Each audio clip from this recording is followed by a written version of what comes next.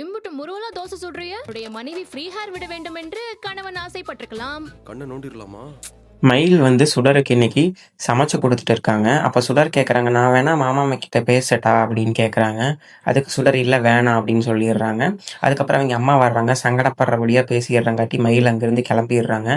அதுக்கு சுடர் சொல்கிறாங்க, இப்படியெல்லாம் கஷ்டப்படுத்தாதீங்க சாப்பிட்ற வீட்டில்னு, நீயும் சாப்பிட்டு காலேஜ் கிளம்புன்னு சொல்லிடுறாங்க. அதுக்கப்புறம் நம்ம கோமதி பாண்டியன் ஃபேமிலி காமிக்கிறாங்க.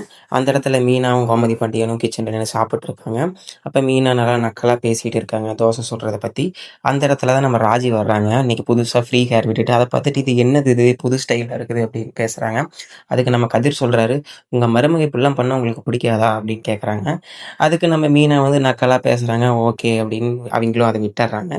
அதுக்கப்புறம் மறுபடியும் தான் சொல்கிறாங்க, இதுக்காக தான் என் ஹஸ்பண்ட் பேசாமல் இருக்காங்களா, 2 பேரும் சந்தோஷமாக தானே இருக்காங்கன்னு சொல்கிறாங்க. அப்படியே வெளியில் வர்றாங்க. அப்போ நம்ம குமார் நிற்கிறாரு. அதை பார்த்துட்டு அவங்க 2 பேரும் நல்லா பேசிகிட்டு இருக்காங்க.